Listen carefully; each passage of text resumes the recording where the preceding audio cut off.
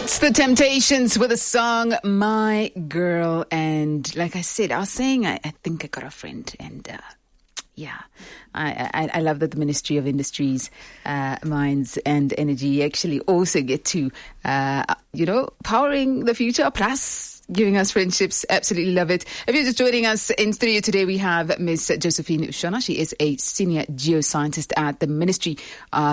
That's in the Department of Geological Survey. If you noticed, we quite have a number of aspects when it comes to the Geological Survey Department. But today she'll be shedding light on some of the activities that they engage in, that is to make the general public understand geology and also the various dynamics around it. Good morning. Good morning. How are you? I'm well. How are you? I'm great. Thank you very much. It feels like it's been a minute since we last had you here. It has. I was wondering when I was going to be invited back, but I'm glad to be here. Here we are. Look at us. We're back at it. I want to quickly get straight into it.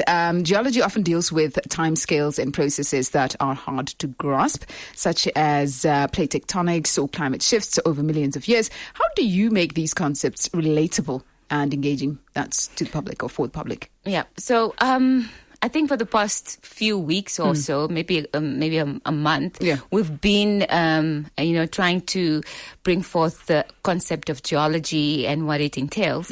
But it's quite difficult in itself to explain it because geology, the process itself, takes place outside human experience. True. By that, I mean, for example, you don't necessarily see an earthquake happening all of a sudden, or you don't necessarily see the formation of minerals or the formation of oil and gas.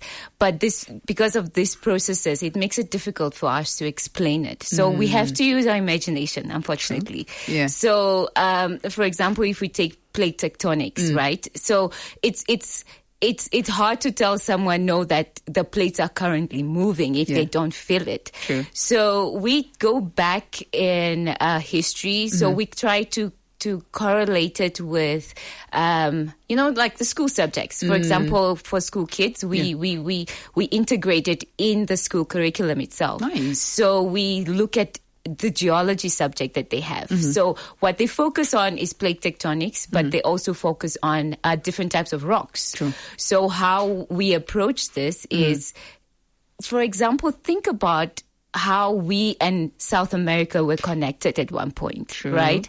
And now these plates are moving away from each other. So we try to bring that concept and that imagination, and bringing that concept of plate tectonics also fits into the different types of rocks that they are studying. 100%. So if plates come together, what does that mean? It means you're forming a mountain. Yeah. And when you're breaking apart, what does that mean? It means you're forming an ocean or a ridge. Yeah. But then what happens to the rocks that are, being separated, right? So because of the change in temperature and the change in pressure, now you create a certain rock. And this rock could be your igneous rock, or it could be a metamorphic rock, depending on which phases of rock cycle we're in. So explaining this type of things, it's quite difficult. So we use stories and imagination to bring it alive, and use concept that they already know about plate, let's say plate tectonics. I'm pretty sure you left somebody in so much curiosity. Now they're looking at mountains and they're like, so you guys are married and you became a mountain. Yeah. And they're probably going to be looking out for ridges, and they're like, oh, so this is an example of separation of rocks. Exactly. And I think I absolutely love that you brought in that part, because then now there's also that constant awareness around us to also look out for these things. But also, you spoke about earthquakes, and natural hazards like earthquakes, landslides, or even volcanic eruptions can actually be very life-threatening. How do you balance community urgency without causing some sort of panic or even misinformation? So I think we're privileged in Namibia because we don't experience earthquakes on a regular, unlike other places in the world. So this puts us in an advantage. So what we do is, through the division of geophysics, we do go out to places, especially the ones that are prone to earthquakes, let me say. Yeah. So we have been getting recent earthquakes, maybe the past 2-3 years. And there's some communities in the Anchor settlement that have been experiencing that. So we go there and actually have more like an educational type of workshop. So we bring communities together and we bring teachers and learners together to just, what are the effects of earthquake? What is an earthquake? How would you be able to detect an earthquake to take, when it's happening, and we try to do that because we are guided by that, because within the Geological Survey we have seismic stations that actually picks up this movements in the earth, so that we are prepared. Okay, there's really sudden movements and these are unusual movements, so we are also prepared in that way. But we do a lot of outreach activities to communities that are prone to it.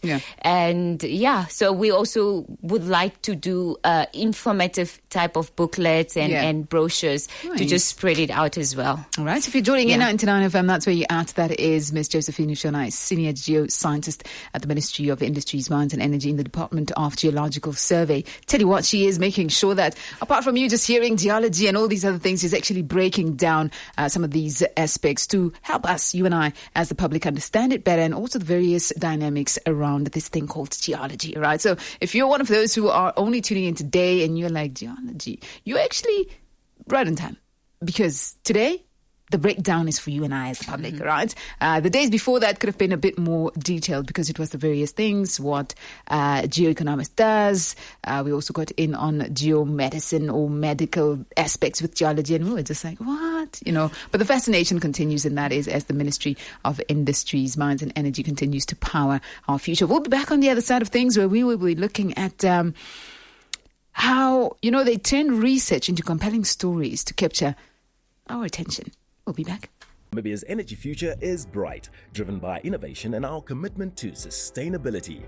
At the Ministry of Mines and Energy, we ensure affordable and reliable security of energy supply.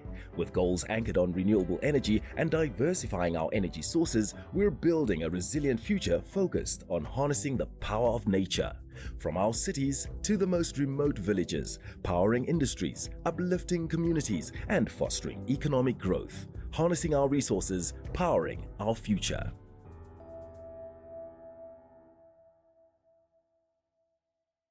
'99 FM, that was Shishani with that jam.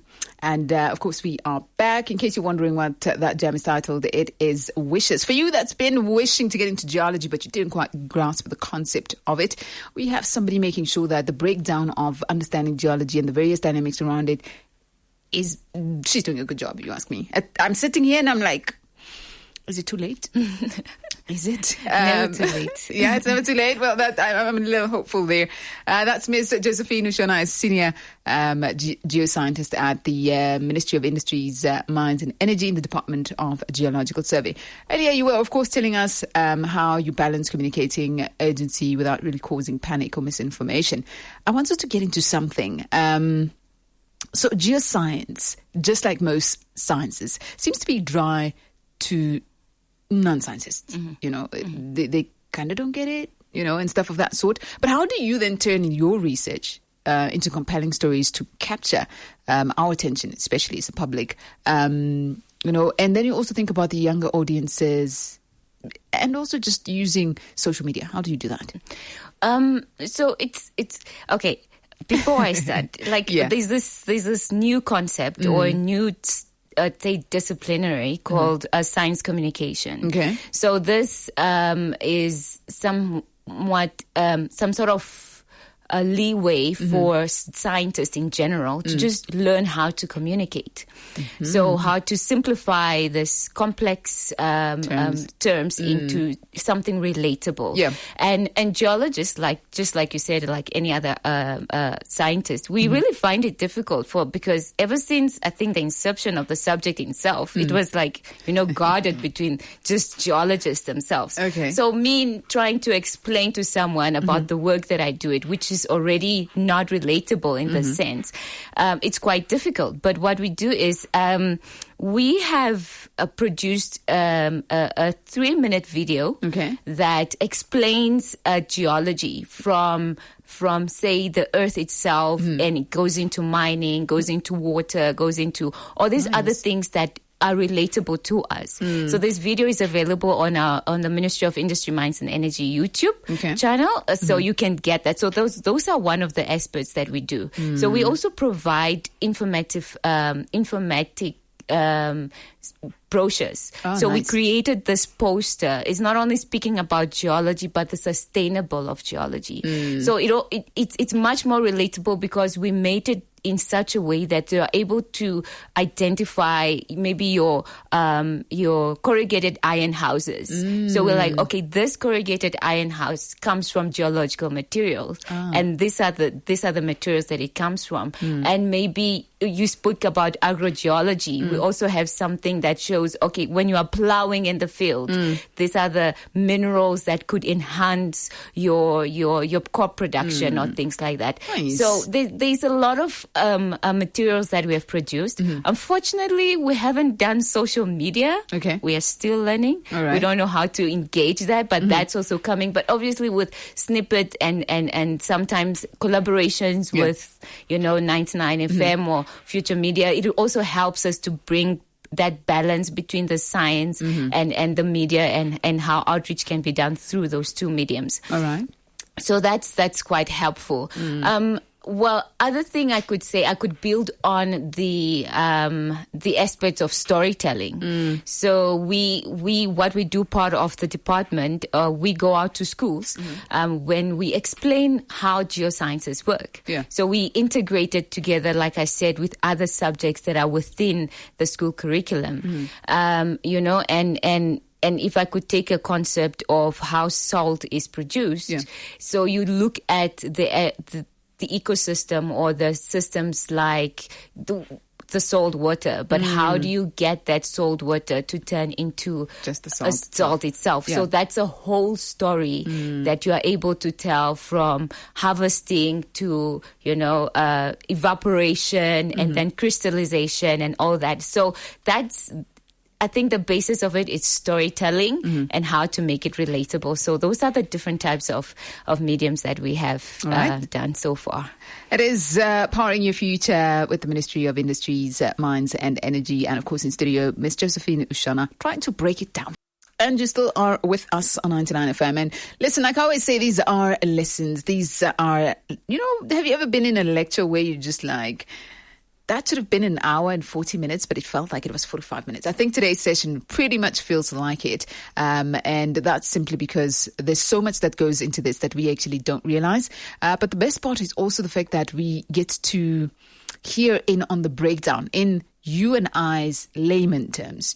Sometimes you might have heard a cousin tell you about what they do. They are a geoscientist, but you're just like, girl, listen, I don't know what terms you're using, right? And this is why we have Ms. Josephine Uushona, a senior geoscientist at the Ministry of Industries, Mines and Energy in the Department of Geological Survey. And like I mentioned earlier, today's lesson is all about how, the activities that they engage in, you and I get to understand when it comes to geology and also just the various dynamics around it. We touched on quite a number of things, but I want us to get straight into another thing. Misconceptions. Yeah, misconceptions is really what I want to get into. In your experience, what misconceptions do people often have about geology? And also, how do you address them in your communication efforts? Well, I think the major one is thinking that geology is just rocks, geology is just mountains, and but also the one thing that comes through, I think it's more of a curiosity on how is geology and dinosaurs and everything comes together and stuff. So the misconceptions are there, and it's also due to the fact that the science literacy is also like an issue. For example, we don't really, when we go through schools, we don't really, get into the details and very, very understanding details of certain subjects, and geology is one of them. So this platforms like this enables us to take those misconceptions away. For example, like we've had people come talk on like how geoengineering and environmental engineering is important, and that's just another aspect of geology. So it's not only about mining or getting the minerals, and even in that, it's not that someone can just get up and get a mine. You know, there's certain processes, but you'll find people like, okay, we have a lot of minerals in the country, and why are we not harnessing our own minerals? But it's a whole process that goes into it. It's a whole discipline that are also interconnected with also other disciplines that go into it.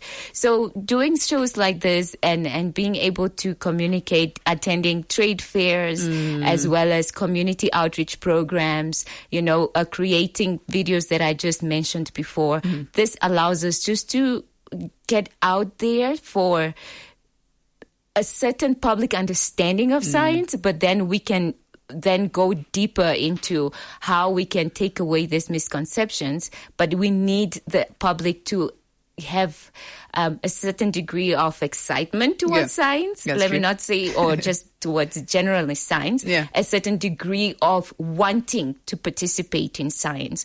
But this is also done through us as geologists or geoscientists or scientists in general, coming forth to say, okay, I know that you think water just comes from a borehole, but these are exactly what happens. This is why these are the environments that needs to cater, let's say, for water to come through. Okay. Yeah. All right.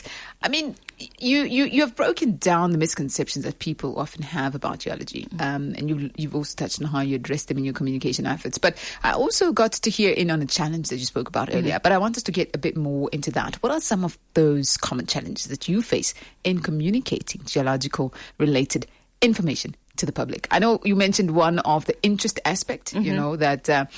At least the public's got to be interested to a certain degree. But what are some of the other things? I think the other things is, as geoscientists ourselves, being able to communicate, right? That's very challenging because it's not part of a scientist to say, okay, we can wake up one day and we want to communicate the research that we're conducting. So that's one of the most important, or the major thing in the room, because communication efforts from geoscientists or from scientists themselves, it's quite limited. And the willingness to communicate, it's also very, that's also one of the challenge. But also, the one thing is that even though we're willing to communicate, we are not communicating to understand or communicating for dialogue. We're communicating to give you the information. We're communicating to teach you, to educate you. This is which is okay. But then in the long run, if we want to, take away this barrier of between science and the public, we need to learn how to have a dialogue as scientists, and I think it also the public. Gives you better understanding as to whether the public has really grasped what you're saying. Exactly. Because, certain questions kind of point into, so maybe I might have missed something, and this is why this person thinks this way. All right. So when it comes to lasting solutions, how do you feel, or do you feel that there can be solutions to these challenges, and if so, how?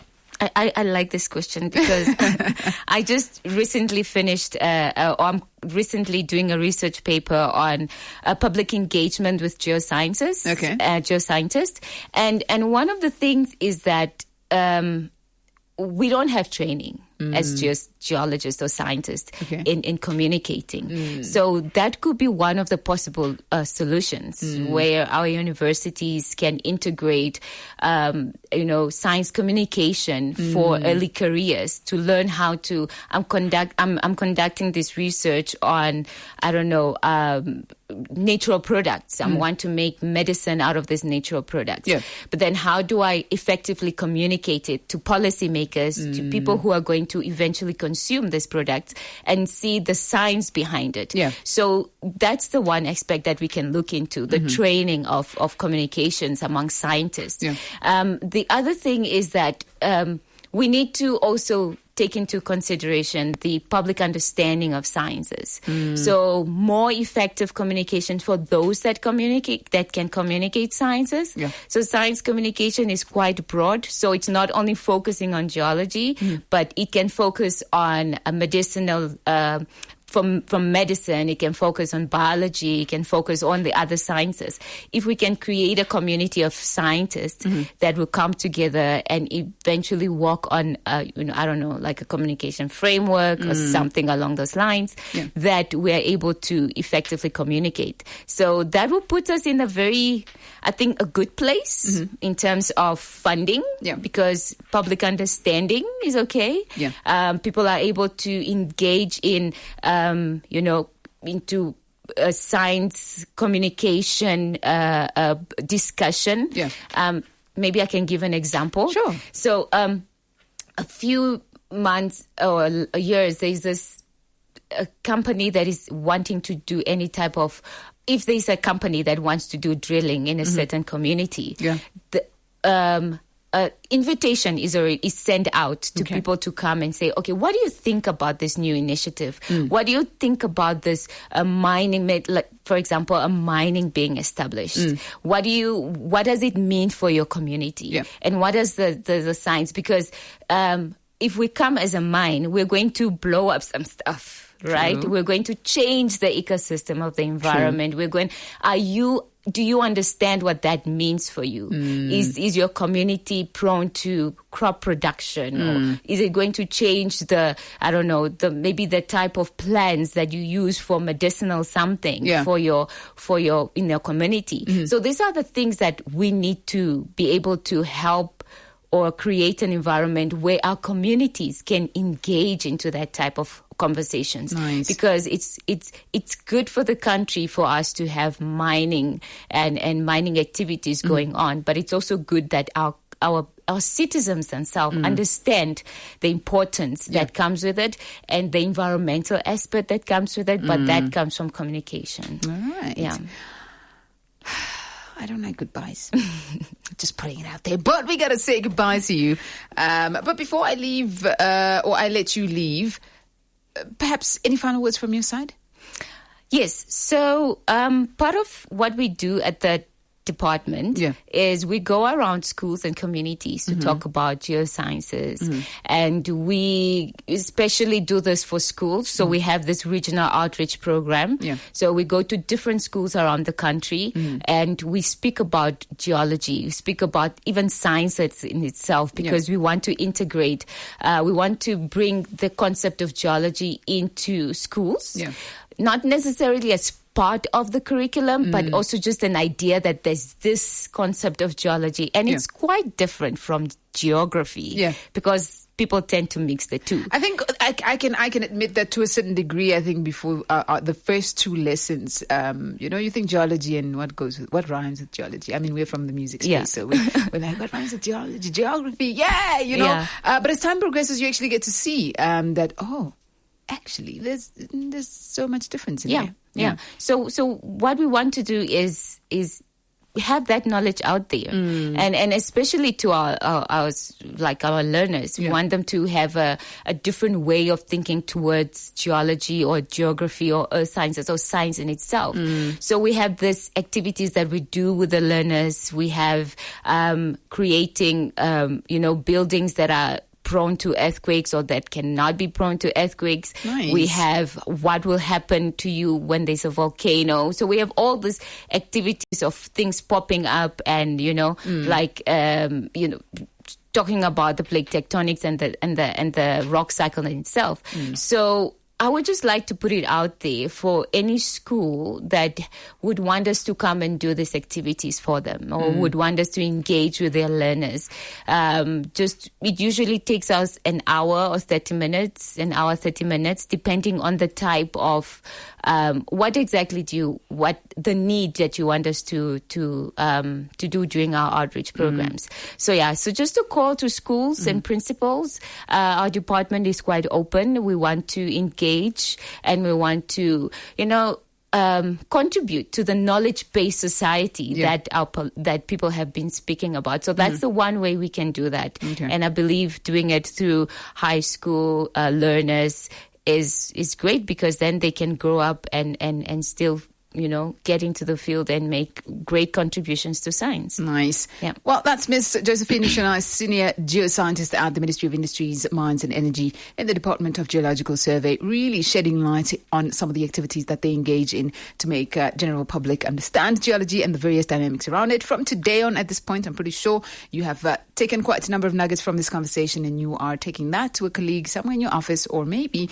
you might have picked up on some interest that your son has, and you're like, oh, is this why this guy keeps fiddling with things? Is he testing, something? Yeah. But whatever that conversation may look like, we are certainly thankful that you joined us today. Thank you so much. All right. Well, that is a wrap in terms of Powering Your Future, proudly brought to you that is by the Ministry of Industries, Mines and Energy. Feel good on 99 FM.